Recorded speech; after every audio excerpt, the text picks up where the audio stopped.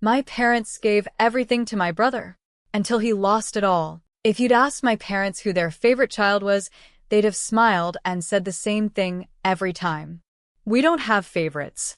We love both our children equally. That was the biggest lie ever told in our house. My name is Emily Carter, and I grew up in a quiet suburb outside Dallas, Texas. From the outside, we looked like the perfect American family.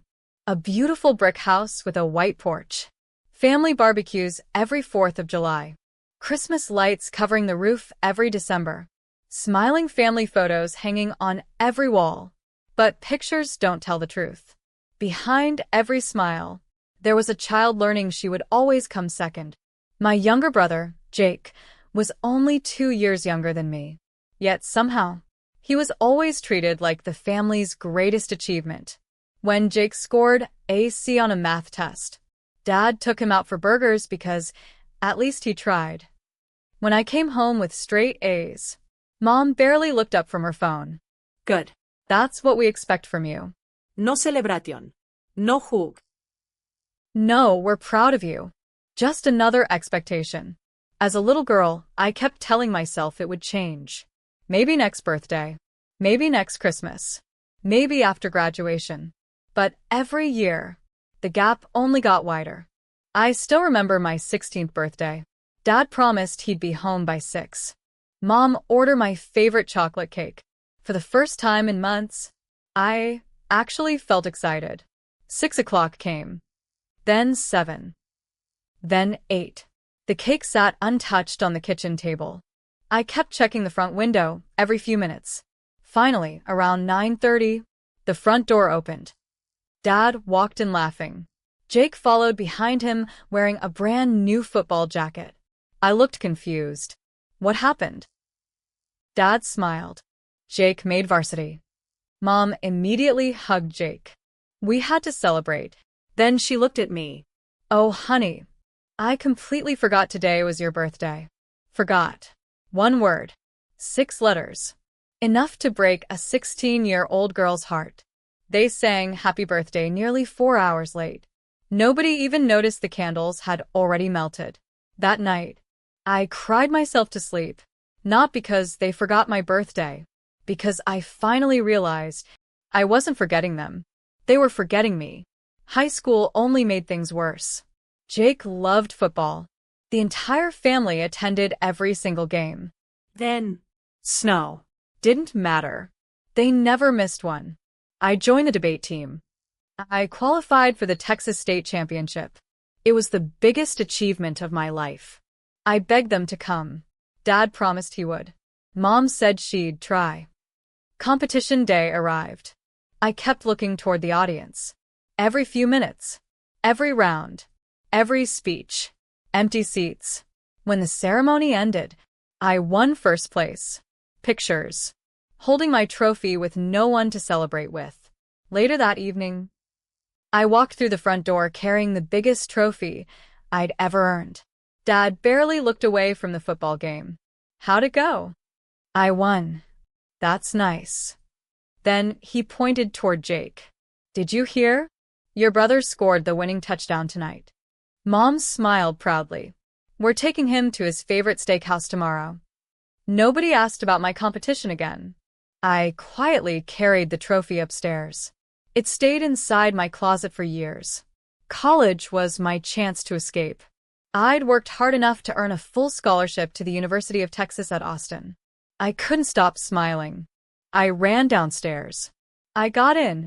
Dad looked at the letter. That's great. Jake walked into the kitchen at the same moment. Dad, I think I want to go to Arizona with my friends this summer. Dad laughed. Sounds fun. We'll make it happen. My scholarship letter was forgotten within 30 seconds. But Jake's vacation became the family's biggest discussion for the next hour. That's when I stopped expecting anything. College changed everything. For the first time in my life, nobody knew Jake. Nobody compared me to anyone. Professors noticed my work. Classmates respected me. I discovered something I never felt growing up. Confidence. I majored in business administration with a focus on entrepreneurship. During my sophomore year, I entered a national startup competition. My idea was simple: an online platform helping small family-owned businesses modernize without spending thousands on consultants. Only 20 reached the finals. I finished second. One investor offered me an internship in Austin. Another invited me to pitch after graduation. For the first time, my future looked brighter than my past. When I came home for Thanksgiving, I couldn't wait to tell my family. Dinner had barely started before Dad asked Jake, "So, how's the truck running?" Jake grinned. "Perfect." Mom laughed. "We're thinking about helping him trade it in for something newer." I smiled. "I actually have some exciting news too." Nobody answered.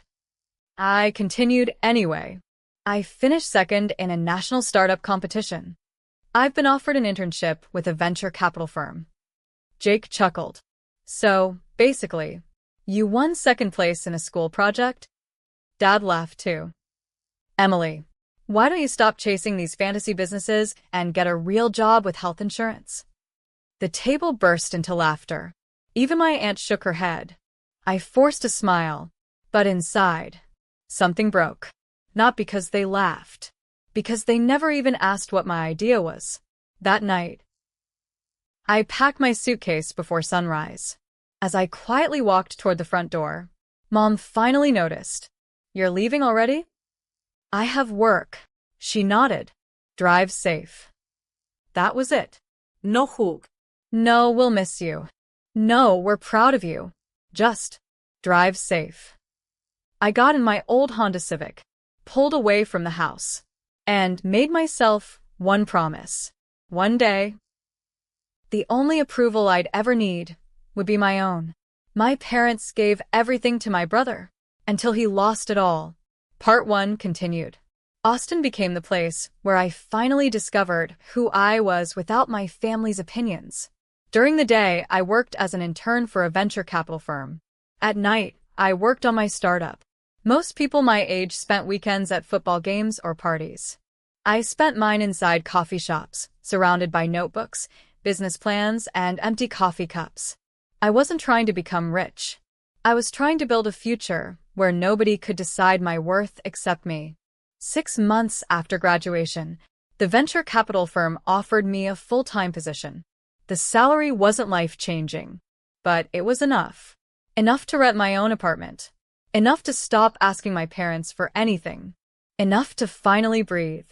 One Friday evening, while leaving the office, my manager stopped me. "Emily, I've been watching your work. You solve problems differently than everyone else." I smiled. "Thank you." He handed me a folder. "One of our investors wants to meet you." My heart skipped a beat. The meeting happened 3 days later. The investor's name was Daniel Brooks, founder of one of Texas' fastest-growing technology companies.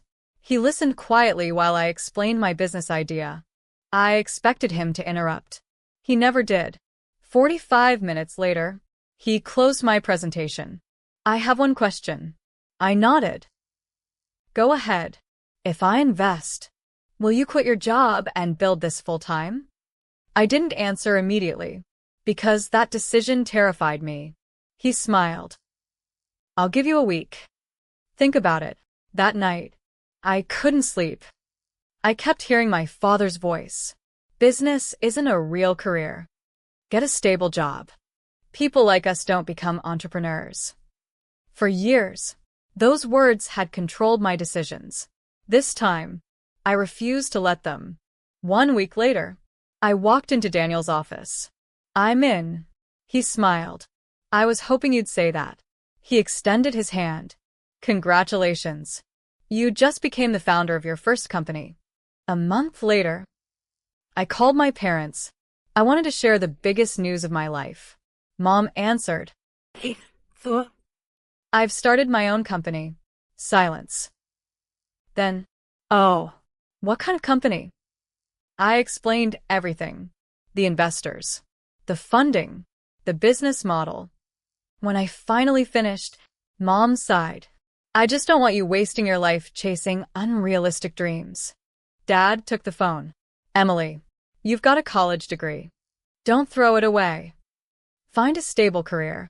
You can always play business later. Play business. I looked out my apartment window.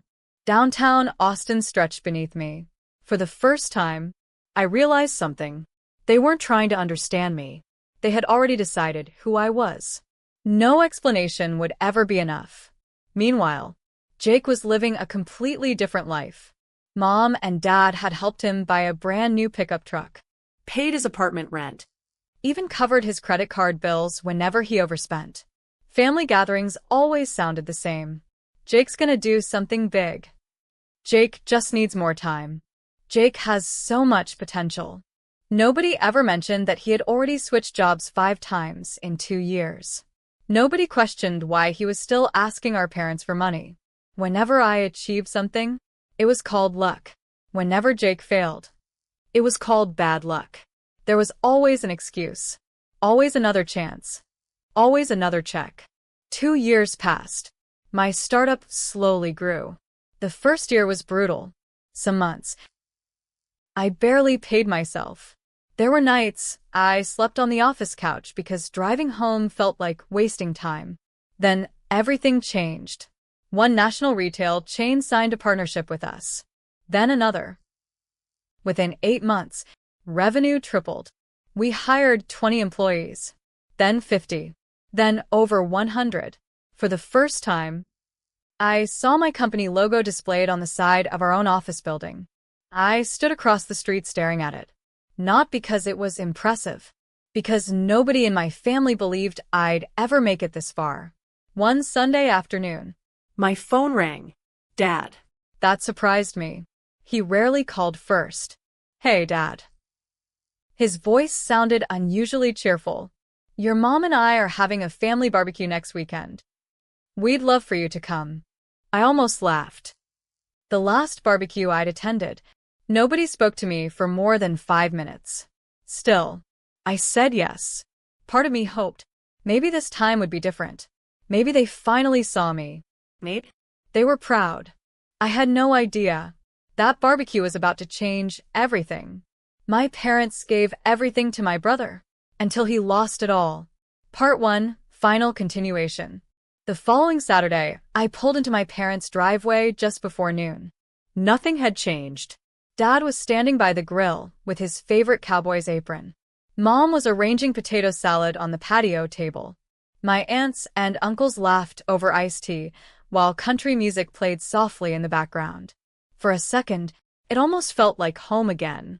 Then I noticed Jake. He stepped out of a brand new black Ford F-150. The kind that cost more than my first apartment. Everyone rushed toward him. "Jake, look at that truck." Dans son. Dad couldn't stop smiling. My boy deserves the best. I quietly parked my 6-year-old Honda at the end of the driveway. Nobody even noticed I'd arrived. An hour later, everyone gathered around the picnic table. My Aunt Linda raised her glass. I heard Emily finally started some little business. She smiled politely. "So, how's your little hobby going?" Before I could answer. "You mean her startup?" "I give it another 6 months." The table exploded with laughter. Dad nodded.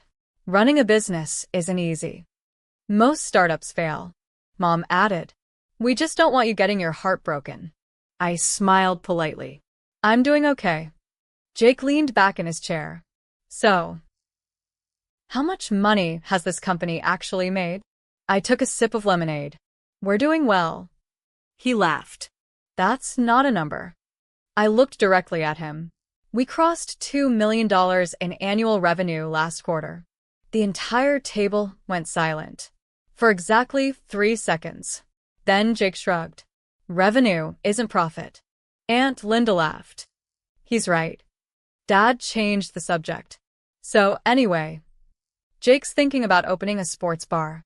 Everyone immediately started giving him advice. Nobody asked another question about my company. I wasn't surprised anymore. After lunch, Dad pulled Jake aside. A few minutes later, Mom called me into the living room. She looked nervous. "Sweetheart, we wanted to ask you something." I sat down. Dad cleared his throat. "You know Jake's business idea? We're thinking about taking out a second mortgage on the house. My stomach dropped. What? Dad, you're going to risk your retirement? The room fell completely silent. Neither of them answered. That silence told me everything. 3 months later, the family group chat exploded with excitement. Jake's sports bar had officially opened. Pictures flooded my phone. Grand opening. Live music. Free drinks. Everyone congratulated him like he'd just won the lottery. Mom posted, "We're so proud of our son for chasing his dream." I stared at those words for a long time.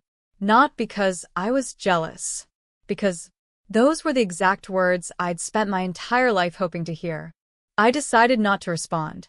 Instead, I focused on my own business. Over the next year, everything changed. Our company expanded into 3 states. We hired over 300 employees. We signed contracts with major retail brands across Texas, Oklahoma, and Colorado. Forbes included me on its annual list of 30 entrepreneurs changing American business. My inbox filled with interview requests, podcasts, business conferences, television appearances. The girl whose parents called entrepreneurship a hobby was suddenly being asked to teach other entrepreneurs how to build companies. Life had a funny sense of humor. Then, one rainy Tuesday morning, my assistant knocked on my office door. "Emily, you should probably see this." She handed me her tablet. The local news was live. A reporter stood outside Jake's sports bar. Police cars surrounded the building. Customers watched from the sidewalk. The headline read, "Popular Dallas sports bar shuts down amid financial investigation." I felt my heart sink. The report continued. Unpaid taxes. Massive debt. Missed payroll. Multiple lawsuits. The bank had frozen the business accounts. The sports bar was officially closed. I leaned back in my chair. For a long moment, I said nothing. Not because I was happy. Because despite everything, he was still my brother. Then my phone rang. The caller ID made my chest tighten. Mom. For the first time in months, she wasn't calling to tell me about Jake's latest success. She was calling because everything had fallen apart. The drive home felt longer than ever. The rain tapped softly against my windshield, but my mind was louder than the storm outside. I hadn't been back to my parents' house since that barbecue. The one where they praised Jake's dream and quietly dismissed mine. Now, everything had changed. As I pulled into the driveway, the first thing I noticed wasn't the house. It was the silence. No music. No laughter. No smell of Dad's barbecue. Just 3 moving trucks parked along the curb. 2 men carried furniture out through the front door. A yellow foreclosure notice was taped to the mailbox. For a moment, I couldn't move. This was the same house where I'd spent my childhood. The same porch where I waited every afternoon after school, hoping my parents would notice my report cards. The same living room where I celebrated birthdays that nobody remembered. And now, strangers were carrying it away one piece at a time. Dad sat alone on the front steps. His shoulders were slumped. His hair had turned almost completely gray. He looked up as I approached. For the first time in my life, I didn't see the strong man who always had the answers. I saw a father who was completely broken. "Emily." His voice cracked. "I didn't think you'd come." I sat beside him. "You called." He stared at the moving truck. "I almost didn't." I waited. After nearly a minute, he whispered. I was too ashamed. Inside the house, Mom was sitting at the kitchen table surrounded by unpaid bills. The woman who once managed every detail of our family now looked completely lost. The moment she saw me, she burst into tears. "I'm so sorry." I hugged her tightly. Not because she'd earned forgiveness. Because nobody should carry that much pain alone. When she finally calmed down, she pushed a stack of papers toward me. Mortgage statements, business loan agreements, credit card balances, personal guarantees. Every page told the same story. They hadn't just helped Jake.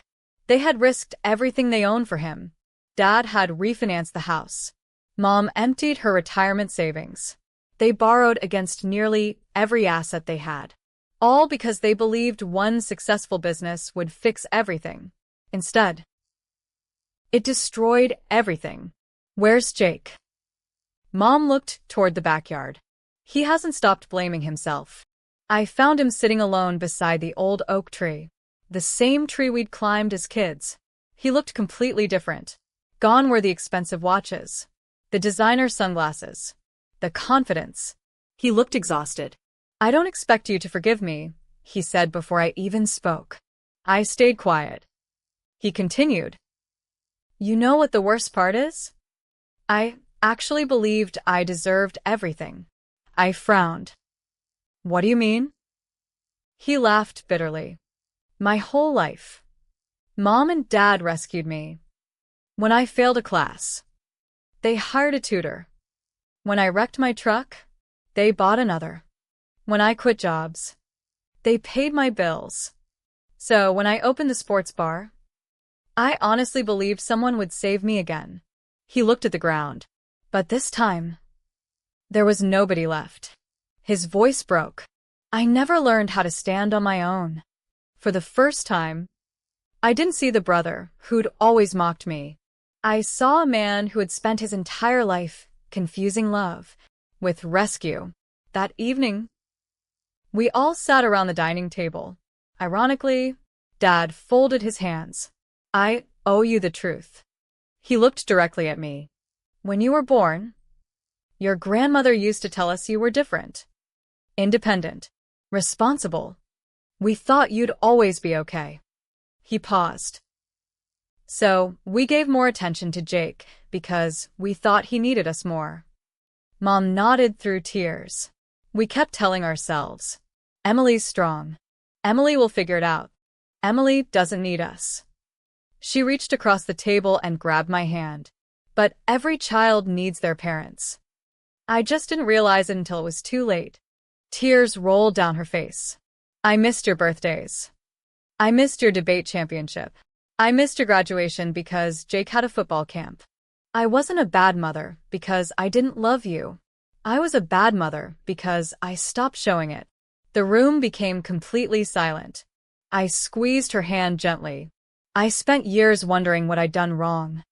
You didn't do anything wrong, Dad whispered. We did. Later that night, I walked through my old bedroom. The wallpaper was still pale blue. The tiny bookshelf still stood in the corner. Even my high school debate trophy remained exactly where I'd left it, covered in dust.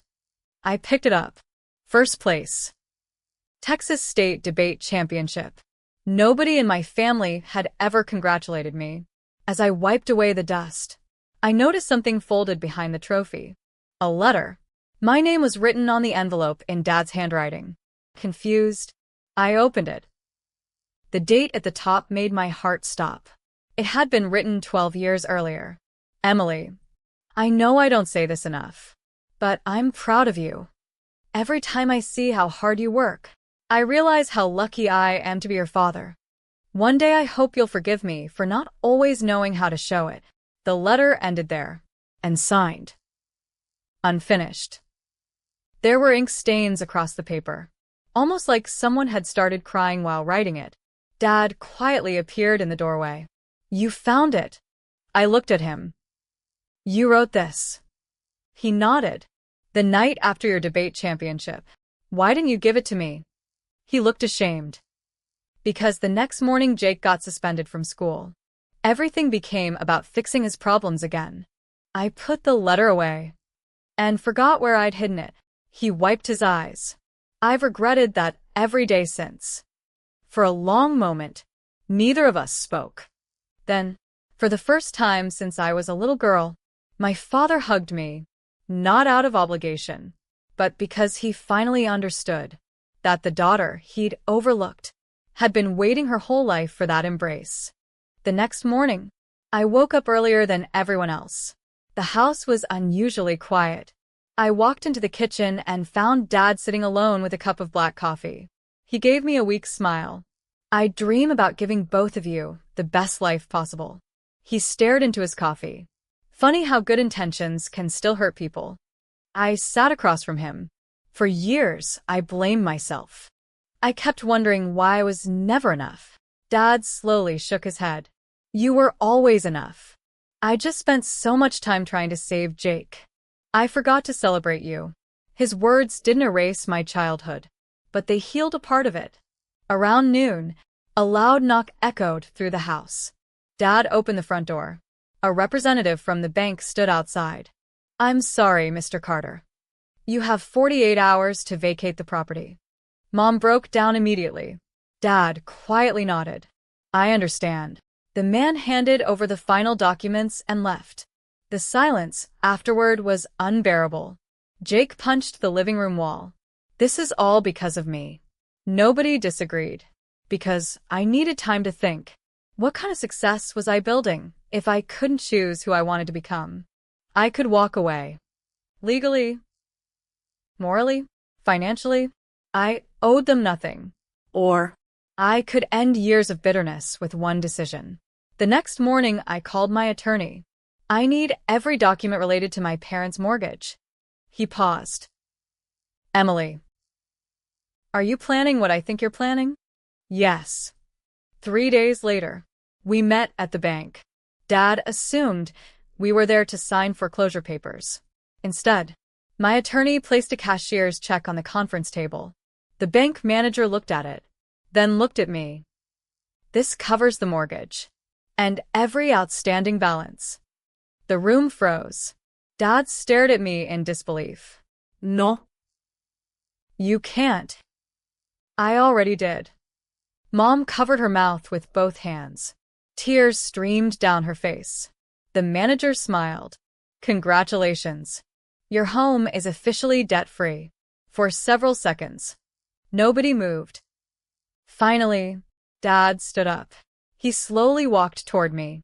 Then, in front of everyone, he hugged me tighter than he ever had before.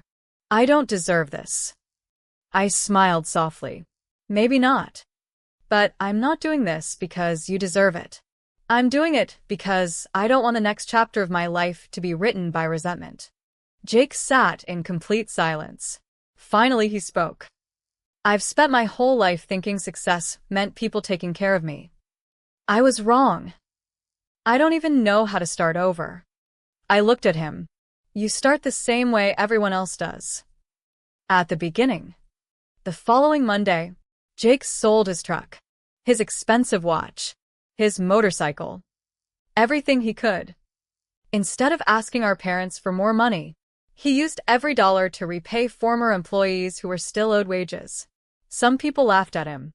Others said it wouldn't matter. But he kept going. One payment at a time. One apology at a time. For the first time in his life, he stopped looking for shortcuts. 6 months later, Jake accepted a warehouse job loading delivery trucks. It wasn't glamorous. The pay wasn't impressive. But every paycheck was earned. One Friday evening, he called me. You won't believe this. What? I just got promoted to shift supervisor. I smiled. Congratulations. He laughed. You know what's funny? This is the first promotion I've ever earned without Mom or Dad making a phone call. For the first time, I heard genuine pride in his voice. Meanwhile, my own company continued growing. We expanded into 7 states. Over 1,000 employees now worked for us. One afternoon, I received an invitation to speak at the National Small Business Leadership Conference in Chicago. Thousands of entrepreneurs attended every year. When I stepped onto the stage, the room erupted in applause. The host smiled. Emily Carter, people know you as one of America's most successful entrepreneurs. But today, I'd like to ask something different. What does success actually mean? I looked across the audience, then smiled. When I was younger, I thought success meant proving people wrong. But I was wrong. The room became silent. Success isn't watching the people who hurt you fail. It's becoming the kind of person pain couldn't destroy. And sometimes, the greatest victory isn't building $1 million company. It's finding the courage to forgive, The audience stood and applauded. Not because I'd built a business, but because they'd felt the truth behind every word. 1 year later, our family gathered again for Thanksgiving. This time, nobody compared achievements. Nobody played favorites. Dad carved the turkey. Mom laughed while setting the table. Jake brought homemade pumpkin pie. Halfway through dinner, Dad stood up and tapped his glass. "I'd like to say something." He looked directly at me. For years, I thought loving one child more would help him succeed. Instead, I almost destroyed both of my children. He took a deep breath. "Emily, you taught me that real love isn't rescuing someone from every mistake. It's believing in them before they succeed." Mom reached over and squeezed my hand. "We can't change the past, but we'll spend the rest of our lives being the parents you always deserved." I couldn't hold back my tears. Not because everything had been fixed, because healing had finally begun. As dinner ended, Dad walked me to my car. "You know, I used to think Jake was the child who'd carry our family forward." He smiled. "I was wrong. You didn't just save this family. You changed it." I hugged him one last time, then drove away. As I looked in the rearview mirror, I realized something. The little girl who spent years waiting for her parents' approval was finally gone. In her place was a woman who had built her own future and found the strength to love without losing herself. Favoritism doesn't just hurt the child who is overlooked, it can also harm the child who is constantly protected. Real love isn't giving one person everything.